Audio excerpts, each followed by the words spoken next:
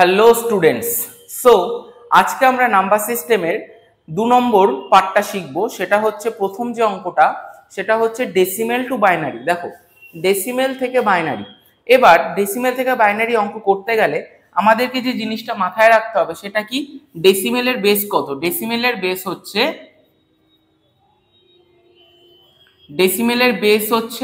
10।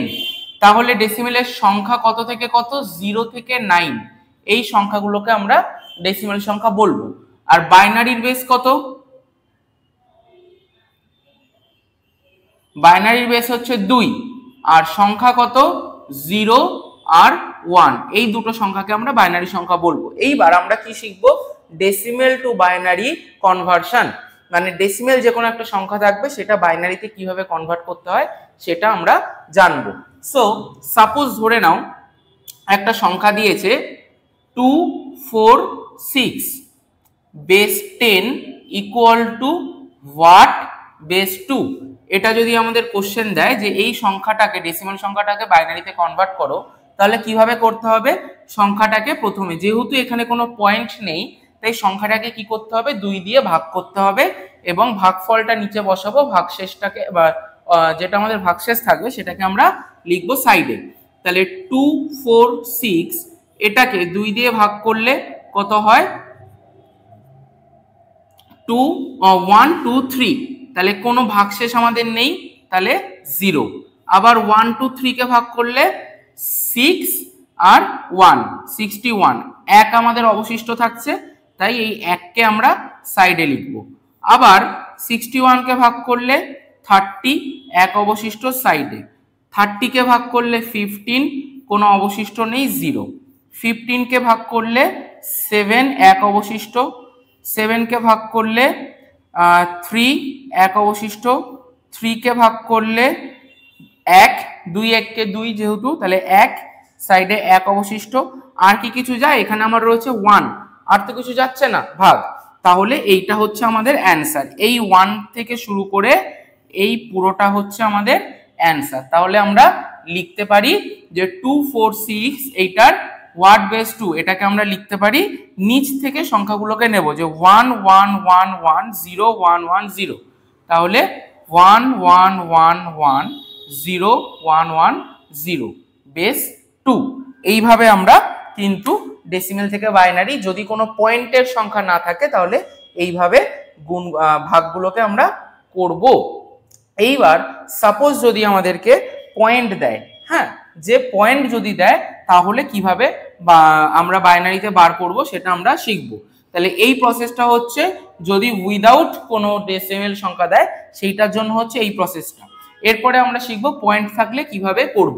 তো দেখো, সাপোজ একটা সংখ্যা নিচ্ছি, যে সাপোজ বলেছে 162.24 base 10 equal to what base 2। তাহলে এই যে সংখ্যাটা 162.24, এই সংখ্যাগুলো এরকম পয়েন্টে থাকলে কিভাবে করব। তাহলে এই প্রথম পার্টটা 162, এটার জন্য প্রসেস সেম। তাহলে সেম প্রসেস, 162 2 দিয়ে যদি করি 8 1, কোনো অবশিষ্ট নেই, তাহলে 0। এইটা 40, 1 অবশিষ্ট, তাই 1 সাইডে। এইটা 20, কোনো অবশিষ্ট নেই, তাই সাইডে 0। এইটা 10, কোনো অবশিষ্ট নেই, সাইডে 0। এইটা 5, কোনো অবশিষ্ট নেই, সাইডে 0। এটা 2, 1 অবশিষ্ট। এটা 1, কোনো অবশিষ্ট নেই, তাই 0। তাহলে এইটা আমার 162 এর জন্য হচ্ছে এইটা। আর হচ্ছে 0.24, এইটাকে কিভাবে করব, এটাকে করার জন্য ইনটু 2 করব। ইনটু 2 যখন করব তাহলে কত হচ্ছে, 8 4, 2 ঘর আগে পয়েন্ট, তাই এখানেও 2 ঘর আগে পয়েন্ট। এবার দেখো, তাহলে 0.24 কে 2 দিয়ে করলে, গুণ করলে কত হচ্ছে 0.48। এবার এই 0.48টা কিন্তু আমাদের পয়েন্টের আগে কোনো সংখ্যা নেই, মানে 0। এই পয়েন্টের পরে যে সংখ্যাটা আছে সেইটাকে আমরা লিখবো আবার নিচে গুণ করার জন্য। আর যেহেতু এখানে পয়েন্টের আগে কিছু নেই, এখানে সাইডে লিখে দেবো 0। এবার 0.48 কে 2 দিয়ে গুণ করব 0.96, তাহলে এখানেও পয়েন্টের আগে কিছু নেই, তাই সাইডে 0। এবার 0.96 কে 2 দিয়ে গুণ করব 1.92, তাহলে 0.96 কে 2 দিয়ে গুণ করলে কত হচ্ছে 1.92। এখানে পয়েন্টের আগে 1 রয়েছে, তাই সাইডে 1 লিখব। এইবার মোটামুটি এইটা 3 ঘর 4 ঘর এরকম করলেই হবে, তার বেশি আর করার দরকার হয় না। এইটা কিন্তু ওপর থেকে নিচে সংখ্যাটাকে লিখবো। এইখানে যেরকম ভাগের সময় নিচ থেকে ওপরে সংখ্যা লিখেছিলাম, এখানে কিন্তু ওপর থেকে নিচে সংখ্যাটা লিখবো। তাহলে আমাদের উত্তরটা কি হলো? তাহলে উত্তরটা দাঁড়ালো 162.24 বেস 10 ইকুয়াল টু কত হচ্ছে 1010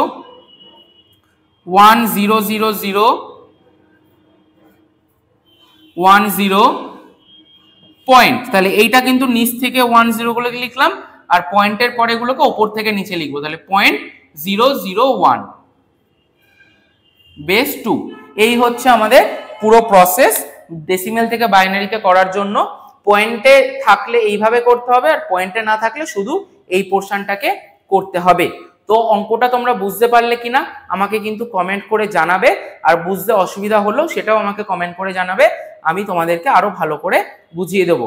আশা করি এটা বুঝতে কোনো অসুবিধা হবে না।